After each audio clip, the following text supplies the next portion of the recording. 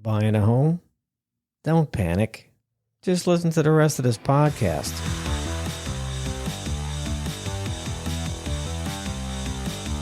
Report writing is the real challenge. I think that most people that are inspectors really have problems with, because you can have all the technical expertise in the world, but if you can't communicate it to somebody Yeah. that has no idea what you're talking about and make them understand it enough to be able to make a purchasing no-go decision, that's your job. That is your job. That is the is job. to filter out Right. the techno speak and make it so someone Right. understands the Right. implications and that they can make a decision. Yeah. So, Anyway. what I wanted to say next would be, like the report writing is, you just spent 2, 3, 4 hours on someone's house, depending how big it was, and you're gathering all this. You're there to collect information. Now you have to follow your standards, inspect what's in your standards, report on it. And now you got to go home and create your Mona Lisa. You need to go home and really like send this thing home. This is what you're being paid for right here. This is the end game right here. So if you mess this up, you're going to get a lot of phone calls, like Skip mentioned already. So if you find yourself still getting a lot of phone calls and it's always about the same thing, well, then you want to open up your report writing software, look at your canned response and rethink it, and kind of use what your customers are saying to you and what they're asking. And that's going to shed some light on it, because that still happens to me to this day. I'm 10 years in on this, doing home inspection, 10 years in now. And like you, Skip, I don't get too many phone calls when it comes to trying to understand the report. Anybody that says they don't make changes to their report software, I think, is a candidate for litigation. I still, to this day, write and modify comments, and and the scary part is I'll have some comment that for the last 10 years I've been using something like it, and I find a typo. It's just, that drives me nuts. I mean, I try, Yeah. I spell check and grammar check, and my wife looks at it. It's like, All right. and my wife is not technical. I use her simply because she's the client. She's like the filter. And if she doesn't understand it, then she says, Right. this doesn't make any sense to me. I remember, I can't remember who it was, but I remember an inspector telling me years ago.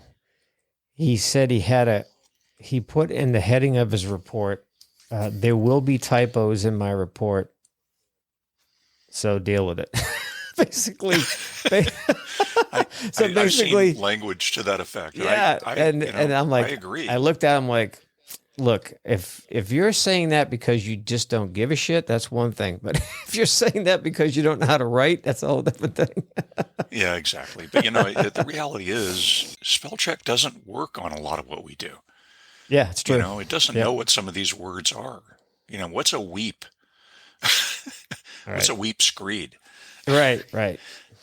So it's like there is no spell check for this book. I mean, there is, for the basic words, yeah. But if I was proofreading Code Check Combo 10th today, and Douglas has been through it. He's like lived and breathed the book for months. Redwood's looked at it. Another guy, Glenn Matheson, who writes tech books for ICC, he's looked at it. We've had a professional editor look at it, and I'm finding typos. Yeah. And when I'm done with it, I guarantee you there will still be typos in it. We call them, I'm trying to look for it. They're called, let's see if that'll actually focus. They're called errata. Oh, right. So for every one of our books, we put together an errata sheet. And the errata is a nice way of saying we made a mistake and here's a list. And that list has got 1, 2, 3, 4, 5, 6, 7, 8 items on it. That's updated in August of this year, and it's CodeCheck Complete 3rd edition. That's a book that just came out, and it's got 350 pages. And I'd almost guarantee you there's more typos that we don't know about. So Yep. and it's not for lack of trying. It's just the complexity of the documents is so high on inspection reports and these books that and they're so technical in nature Yeah. by design that that you've got to be really on your game. I know you're involved in the NHIE study group. Yes. I've actually been trying. I have been trying to download those and catch up with what you've been doing. Well, I'm actually not, to be clear, I'm not in the Korea NHIE study prep class Okay. because I can't. I'm actually the people that write test questions for NHIE, the National Home Inspector exam, are called subject matter experts. I'm an SME, so I actually write test questions Mm. and edit the test. So I'm not allowed to teach a class on test prep. Oh, gotcha. Okay. So I've been involved in NHIE for about 10 years. And it's a blast. I mean, we sit in a room and there's 15 to 25 people, and these are all like um, really top-notch people, but they're also part of the NHIE test prep. Test construction requires that we have people that are new inspectors. Mm.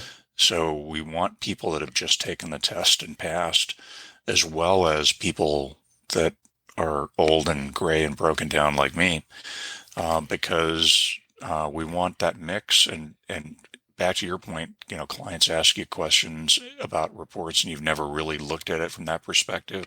The same thing happens with the new guys that have just taken the test. And it's like, I didn't get that. The questions related to that I didn't pass, and because I didn't understand, and so it helps us put the test in language that is easier for people to understand. Because the intent of the NHE, I see comments all the time online where there's test questions or trick questions, or they're asking all this irrelevant stuff, and the reality is there are certainly bad questions in the NHIE. There's no intentionally trick questions. As a matter of fact, we're not allowed to write questions that way. There's these professional test construction design people called psychometricians, and they're in the room and they write herd over us. Psychometricians. So psychometricians. Mm. And the guys that NHIE uses, they do college entrance prep exams. They're like the same company that does the ACT exam. Right. So serious money. I mean, these guys are really, really bright. Well, I remember taking folks, it. I remember taking the yep. NHIE I think it was probably about 8-9 years ago. Mm-hmm. And I didn't pass my first time. I think I was off by like 3 or 4 points. Yep. And then I had to go back and did it again. And I was like over, like I passed the minimum requirement by like 5 points. Well, I've never been good at tests. I've never been good at tests my whole life. And the thing is, most people aren't. They're scared of them. And Yeah. the thing I always tell people is no one's trying to make you fail. But the kind of an embarrassing point is when I took the initial Korea exam, it was not the NHIE. It was actually a Korea real exam. It was their own exam, and they switched to NHIE not because of any other reason than it was so expensive to maintain a psychometrically valid exam that it was cheaper to just use the NHIE. I mean, Right. I took the Korea exam before there was a National Home Inspector exam. And at that point, ASHE and Korea had reciprocity. So if you passed the Korea exam, you could become an ASHE member without taking the ASHE exam, which was not NHIE, it was pre that. and vice versa. So an ASHI member could become a Korea. We looked at each other's tests as equivalent. So for years, I was an SME on the NHIE, and I'd never taken the exam.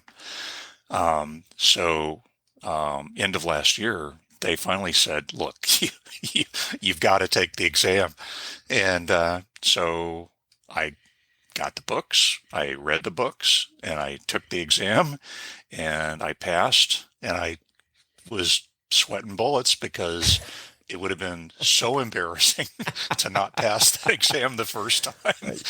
Yeah, yeah, a lot of pressure there. Oh, it I was, took the exam to get my Korea certification. That's why I took the exam. Did I learn yeah, anything from that exam? Absolutely not. yeah. I didn't learn anything from that exam. Honestly, I didn't learn a thing from that exam that helped me with my home inspection career. Well, here's What was the, there is what was in that quiz. The basic stuff the basic stuff was just simple, common sense construction stuff that I already knew because I had a construction background, so that was Mhm. easy. So I'm not saying it was a waste of time. I'm just saying it was. I didn't take anything away from that after I took it. Well, here's the rationale behind the test. It's what's considered to be a high stakes exam. So there's 35 states that use that for licensure. Mm, So it has to filter out people that don't know the baseline information. mhm. And if the fact that you passed meant you knew the baseline information, um, the the idea is, and what they drill into our heads. Matter of fact, every one of the SME sessions starts out the same way. They run us through why you're here and what the goal is.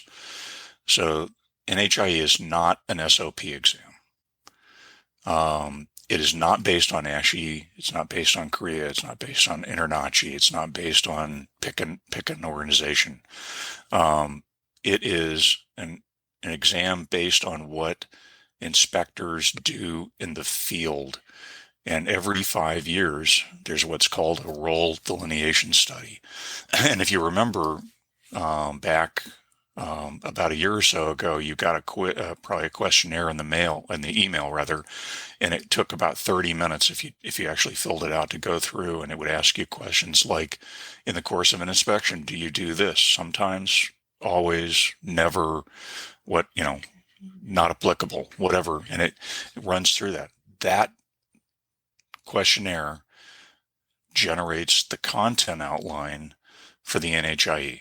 Ah, So if 95% of the inspectors always put in how many amps is the electrical panel, the main service, then that's going to be on the test. And that's an item that's got right. to be included in the test. And if you look at the content outline, if you go to the NHIE website and you look, there's a study guide, and it'll say 30% of the stuff in under electrical is going to be panels and services, and 20% is going to be on wiring. Those percentages and the percentages breakdown amongst these high level silos are all based on that role delineation study. Mm, So, and there's been some problems with that. The first time I was on a RDS committee for NHIE. I know it's a lot of like gibberish kind of stuff, acronyms. We were sitting in New York, and the previous RDS had asked a question about pools, and the way that question was worded was actually pretty poorly done. And so it generated a response that forced pool questions to be included, because we can't edit those responses. If people say 100% of the time, I look at pools, and that's not what happened, but then pools are going in the exam. ah, It's that simple. And so they asked a question that elicited a response that was erroneous. And for the next 5 years, there's questions on something, and everybody's going, I don't do this. Why am I getting asked questions on it? So we had to fix that. And the same things happen on some other stuff too. So Hmm. the process is kind of iterative, and we've narrowed it down to where this last time there were really very few content outline high level changes that got made. There were a few, but the point being is that the test is constructed in a way. One of the psychometricians explains it this way. He said, if you get in an airplane and you're sitting in the back, there's a pilot and a co-pilot up front. The co-pilot and the pilot, this could be their first flight, and they have just passed their FAA exams, and this is their first time going up in the air. So they are not the same as the people in the back. They've met the baseline to be able to fly that airplane. So their level of knowledge is way higher than the people in the back of the plane, assuming there's no pilots back there. But their level of experience is relatively low compared to other pilots. Sure. The same thing is true of a home inspector going out for their first paid inspection. Mm-hmm. They know way more than they think they know. They know way more than their clients as a rule, and certainly the agents in general. But they may not know anywhere near as much as other inspectors that are working in their market because they don't have the flight hours that those senior pilots have. Right. So that's the kind of the methodology, the rule we operate under when we do NHIE stuff is that those test questions have to be written to filter out people that do not know the baseline information. And the rule is that somebody that passes the test should not be, through ignorance, able to do harm to the public or the profession. So we don't want them to miss some big hanging safety issue or an issue that would cause financial harm to the clients. There's a big difference, as you pointed out, rightfully so, between somebody that has just taken that test and somebody that has 5,000 or 10,000 inspections under their belt. Hopefully, there should be a big difference between them. Yeah. So, that's my NHIE spiel. So I think it's a worthwhile endeavor. Sure. But it's really a filtering mechanism. The questions are written, and this gets drilled into our heads when we're writing test questions. The answer should be obvious to anybody that knows the source material. There should be only one right answer, and the distractors, the other, if there's 4 alternatives, one of those is a right answer. The other 3 are considered distractors. The distractors have to be plausible to somebody that doesn't know the source material and is guessing. So let me give you my opinion on the whole training in the NHIE versus actual on-the-job experience. To me, look, like I said, if you've never been around this type of a, if you were born in a house, but you don't know how a house works, that's understandable. That's most of the population. In my eyes, a lot of people just don't understand how houses function and how to avoid problems. That's just because they didn't teach us that in school. That should be, hey, you know what? Why are we going to school? Well, I'm going to back up a little bit. Why do we go to school? Well, to get an education. Okay. What's that going to teach us? Probably get a job, good paying job. And then what do we do with that money? Well, we buy a house. So why didn't they teach us about the house in school? I think some things got skipped. And I always say that. It's like, having a driver's license does not mean you know how to drive a car. It just means you passed a minimum requirement test to get that license.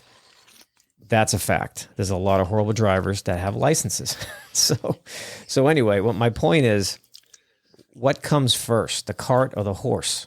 So to me, if someone was going to ask me for advice today, John, what do I do? Do I just go inspect as many houses as I can following my standards and get that experience under my belt? Or do I waste money going into an online school or something like that? Or, what do I do first? What would you say? What I would say is to, like I said, call all your friends, all your relatives, volunteer to inspect their houses using your standards, get as much hands-on and to actually get the experience of what a house looks like when people live in it.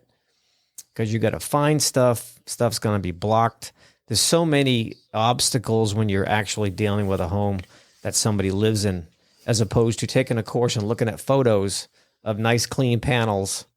When you get there, it's falling apart. There's cobwebs everywhere. You can't see anything. There's just so much to it. So when it comes to the option of, getting your certifications, I don't think it's a bad thing, but understand that's not what's getting you hired. I see a lot of guys make that mistake. They just think that's going to get them a job because they took a certification class. That's not how it works.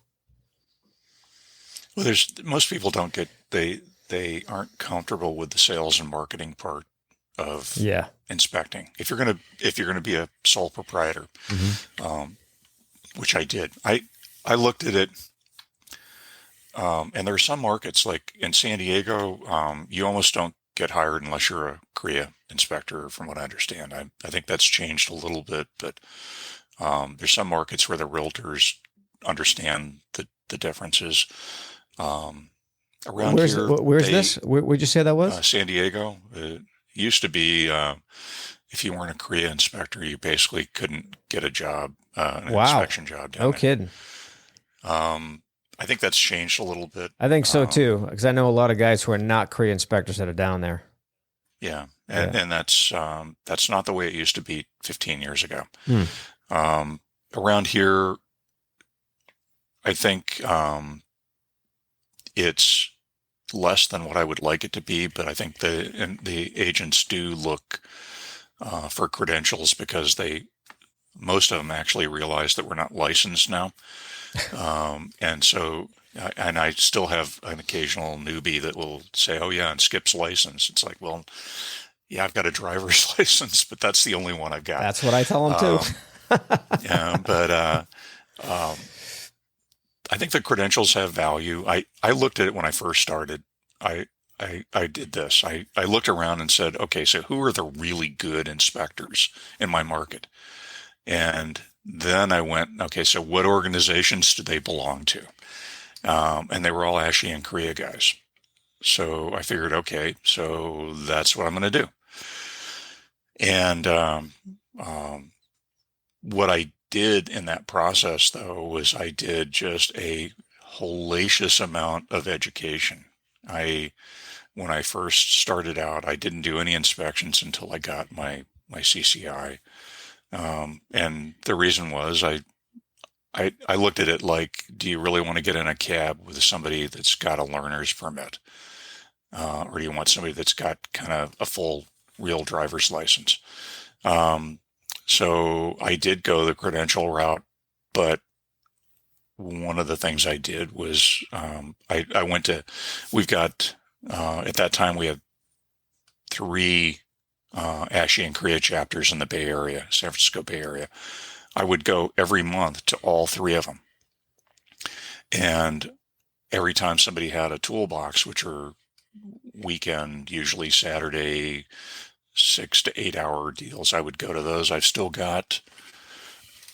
Yeah, I like going to the toolboxes. Some of those are pretty good. I've been to some good ones. This was a book I got. I was going to ask you about that. Toolbox.